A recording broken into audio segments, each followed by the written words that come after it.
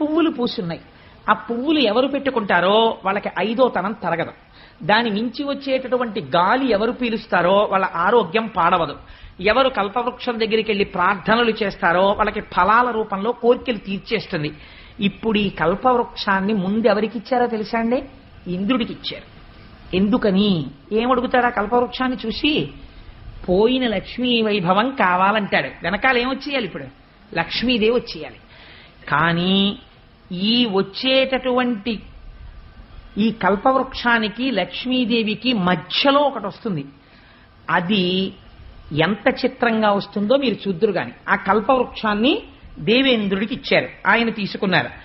తరువాత క్రొక్కారు మెరుగుమేనుల క్రిక్కిరిసిన చన్ను గవలు గ్రిక్కిన నడుముల్ పిక్కటిలి ఉన్నతు రుములు చక్కని చూపులును దివిజ సతులకు ఒప్పెన్. పెద్ద పెద్ద కేశపాశాలు,